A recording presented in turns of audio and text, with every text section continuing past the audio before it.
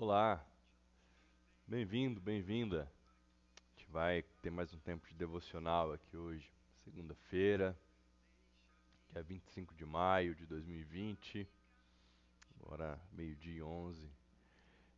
Não sei em que momento do seu dia você vai se deparar, se encontrar com esse vídeo, mas a minha expectativa é de que ao, ao encontrar esse vídeo, ao assistir esse vídeo, você possa ser abastecido com verdades eternas da parte de Deus, nosso Pai, por meio de Jesus, nosso Senhor.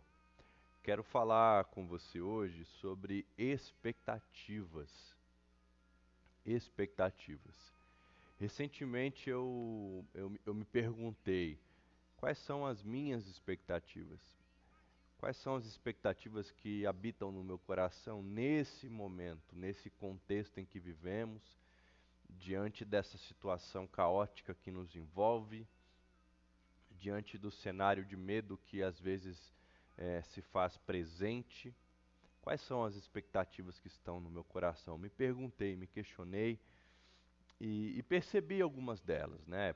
Imagino que também sejam as suas expectativas, né? Eu me percebi tendo a expectativa de não pegar o coronavírus, de não ser infectado, de não ser contaminado.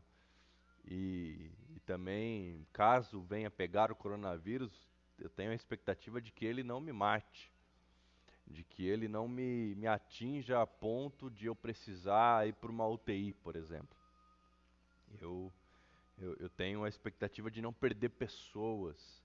Eu tenho a expectativa de que pessoas que eu amo não venham a adoecer por esse vírus e que não venham ter esse vírus eh, dentro do seu corpo da maneira mais agressiva. Eu tenho essas expectativas e imagino que você também, né? E aí fiquei pensando, né, em algumas coisas. Acontece que essas expectativas, elas inevitavelmente, elas vão ser frustradas. Essas expectativas que inevitavelmente ocupam o meu coração,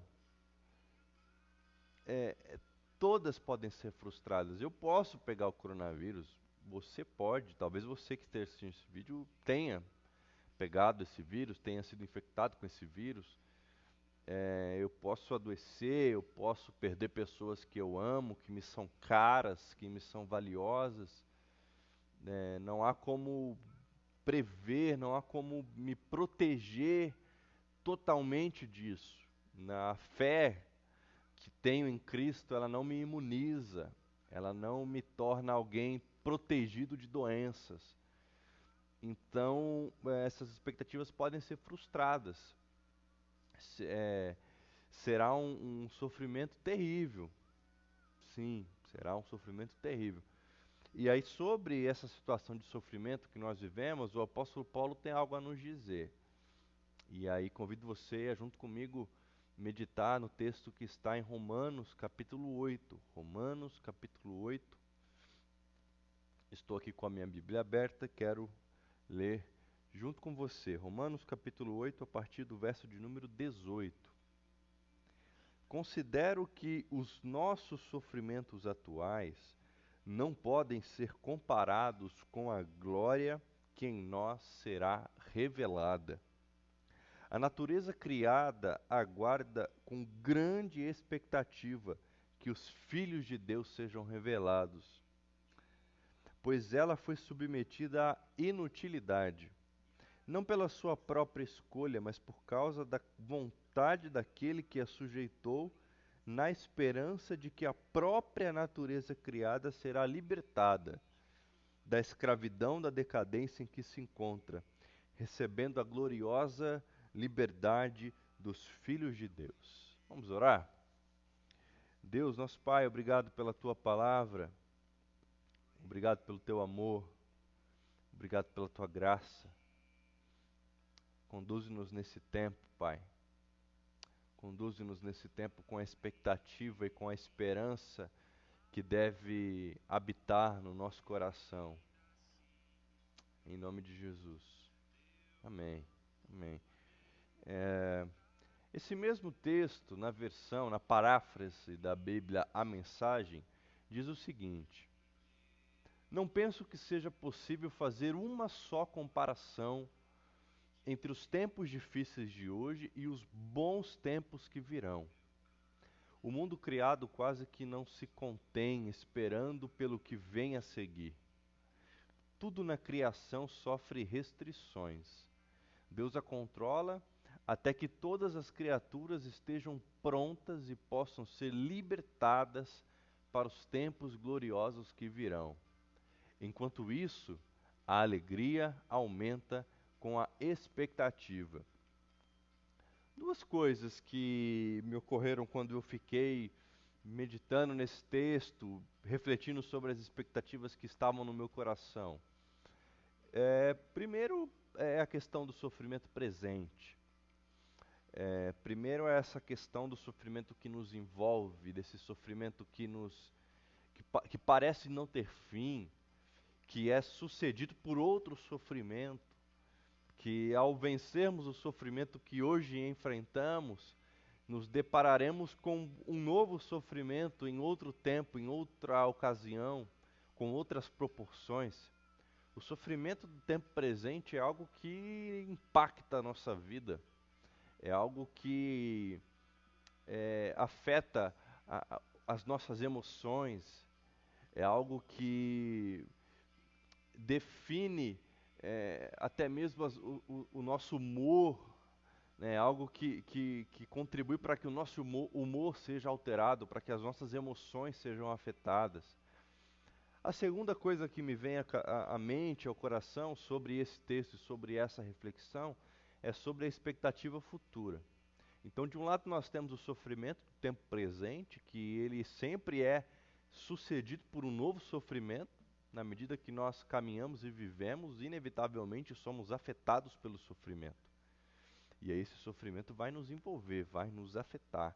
Mas há uma expectativa futura de um novo dia, de uma nova era, de um novo tempo, em que esse sofrimento que enfrentamos hoje, e durante toda a nossa vida enfrentamos vários tipos de sofrimento, há uma expectativa de que esse sofrimento não mais nos afete, não mais nos aprisione, não mais determine as nossas emoções, não mais determine as nossas reações, não mais cause impacto no nosso humor. A expectativa futura por esse novo dia da redenção de toda a criação. E aí o sofrimento atual, nós percebemos que ele não nos enfraquece. Tampouco ele enfraquece as ações de Deus em nosso favor, em nossa direção, as ações de Deus sobre nós.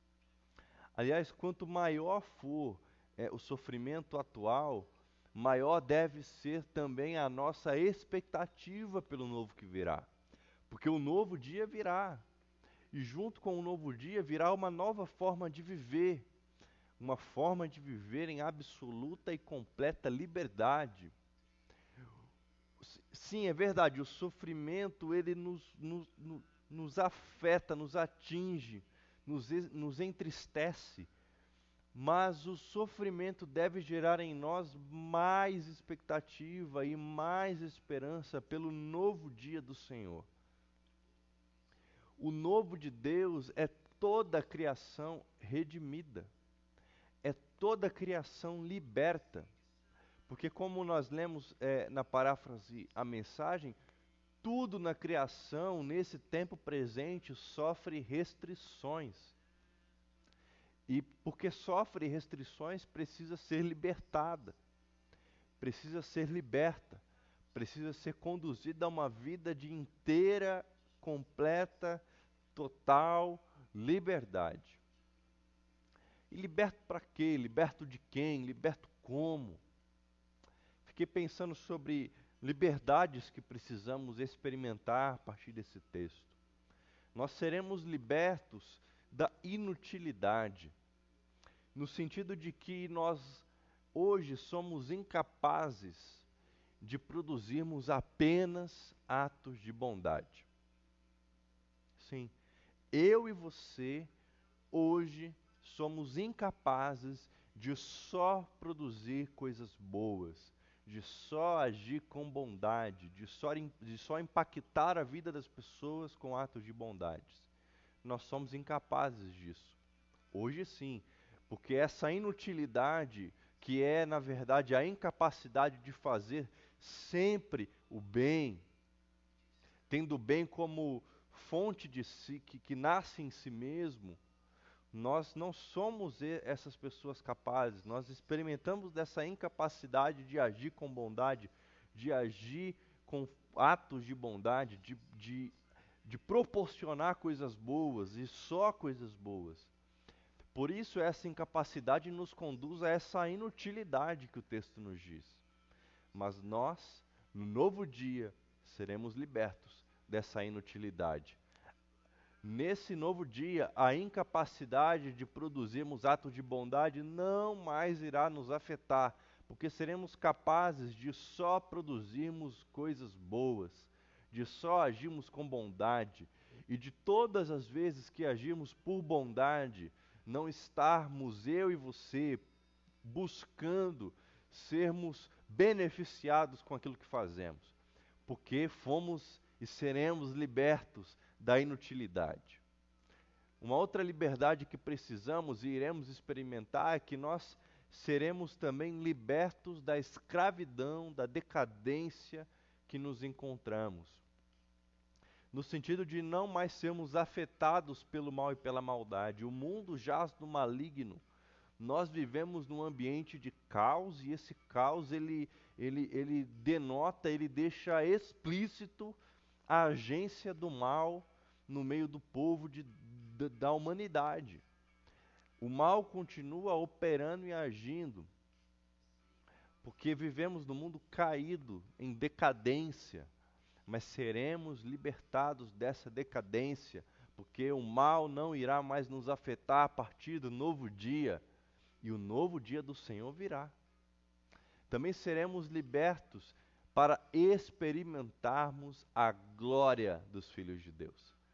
A glória dos filhos de Deus. Recebendo a gloriosa liberdade dos filhos de Deus. Nós seremos adotados como filhos e seremos abraçados pelo nosso Pai, e a partir desse abraço, libertos seremos, porque o novo dia irá nos atingir, o novo dia irá nos impactar, o novo dia irá nos alcançar. E ao sermos alcançados pelo novo dia, experimentaremos a glória do Pai que está para ser revelada em seus filhos. Todos aqueles homens e mulheres que estiverem e decidirem e dedicarem a sua vida a seguirem a Jesus o Cristo, experimentarão dessa glória. Há uma esperança, há uma expectativa em nós que jamais será frustrada. Pelo menos deveria haver essa grande expectativa no nosso coração. E é essa esperança, é por essa esperança que nós fomos salvos. É nessa esperança que fomos salvos. O texto de Romanos, ainda no capítulo 8, no verso 22, o verso seguinte do último que nós lemos, diz o seguinte: sabemos que toda a natureza criada geme até agora, como em dores de parto. E não só isso, mas nós mesmos, que temos os primeiros frutos do Espírito, gememos interiormente, esperando ansiosamente nossa adoção como filhos, a redenção do nosso corpo. Pois nessa esperança fomos salvos. Mas esperança que se vê não é esperança. Afinal de contas, quem espera por aquilo que está vendo? Mas se esperamos por aquilo que ainda não vemos, que nós aguardemos com paciência, esperando ansiosamente nossa adoção como filhos, a redenção do nosso corpo, pois nessa esperança fomos salvos. A esperança, a expectativa que não nos abandona, que não nos decepciona, que não nos frustra, é a esperança na qual fomos salvos. E a esperança na qual fomos salvos é a nossa redenção. E não só apenas a nossa redenção, mas a liberdade e a redenção de toda criação. De tudo aquilo que o Senhor criou. experimentando de verdadeira vida, verdadeira liberdade, sendo liberto de toda a inutilidade, de toda a decadência, de todo o aprisionamento que nos impede de experimentarmos a glória que será revelada naqueles que foram adotados como filhos e filhas de Deus e na redenção do corpo dessas pessoas. Aguardemos com paciência, com esperança, com expectativa, nessa verdade na qual fomos salvos, e nessa verdade na qual fomos salvos deve estar depositada a nossa esperança. Assim não seremos frustrados, ainda que o sofrimento presente se agrave, aumente, atinja a nós mesmos. Maior deve ser a nossa alegria, porque quanto maior o nosso sofrimento, mais próximos estamos do novo dia, em que eu e você experimentaremos da glória que em nós há de ser revelada. Deus te abençoe, em nome de Jesus. Amém.